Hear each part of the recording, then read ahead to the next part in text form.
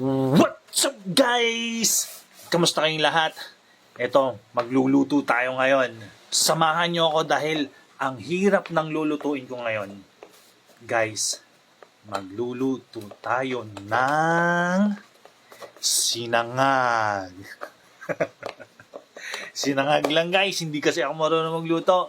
So, isasangag lang natin yung kaning lamig natin. So, samahan nyo ako guys hanggang sa huli. Ayan. Siyempre, paghihiwa-hiwalay natin yung kaning lamig natin or bahaw.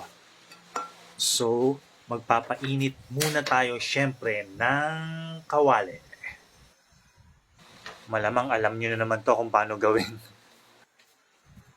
And then, maglagay tayo ng mantika.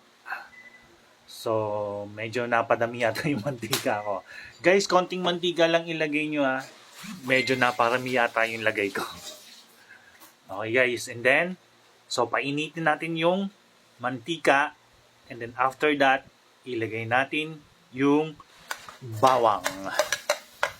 Ayan guys. Ilagay natin yung bawang. Kalat natin para mas madaling maluto. Hintayin lang natin mag-brownish siya. And then, pag brownish na talaga yung bawang, ilagay na natin yung kanin. Haluin natin. Na kunwari, marunong magluto. Ito naman guys, basic lang to eh. So, sa mga hindi pa marunong magsangag, ayan po, baka makakatulong sa inyo. Dun sa mga kabataan dyan na hindi marunong magluto ng sinangag, ayan po, baka sakaling makakatulong yan sa inyo. Ayan, ilagay natin yung kaning lamig or bahaw.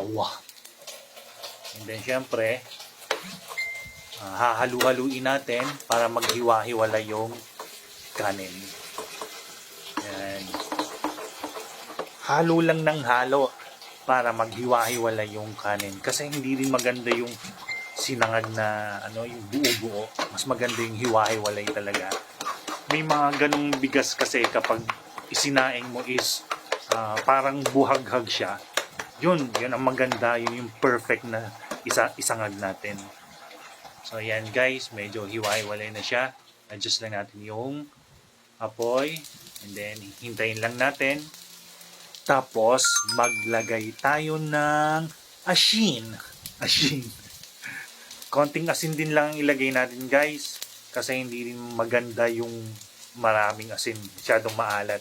Hindi rin maganda sa health natin. Okay? And then, haluin ulit natin, guys. Ayan, para kumalat yung alat or lasa niya. Hindi na tayo naglagay ng magic. Kasi, hindi rin maganda sa health natin yon. So, sa card lang ako nagmamagic talaga. And then, maglagay tayo ng isang egg. Ayan. Lagay natin sa ibabaw and then halu-haluin lang natin para kumalat yung lasa ng egg. Ayan guys. Ayan, masarap na yan. So guys, simple lang pero masarap yan. At may ilalagay pa ako dyan guys. Hinaan natin ng konting apoy. Ito guys, papakita ko sa inyo kung ano pang ilalagay ko dito sa sinangag ko. Halo lang ng konti. Ayan. So, eto guys, ito ang ilalagay natin. Yung adobo. Yung adobo na natira namin kagabi. Ilagay natin yung adobo sa sinangag. Yan. Wow!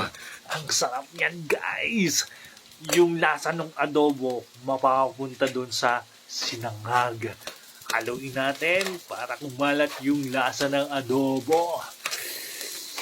Sarap guys! Naglalaway na ako guys. Sarap yan. Ayan. Ayan o. Kita nyo guys, medyo nag-yellowish na siya.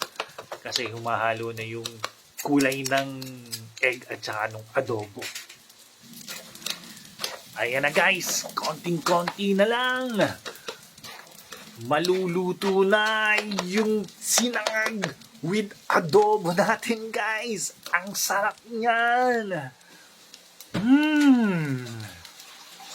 Eto na guys! Sarap! Tara, kain na tayo! Hanggang dito na lang guys, kakain ako! Thanks for watching guys! Ingat kayo lagi! And God bless!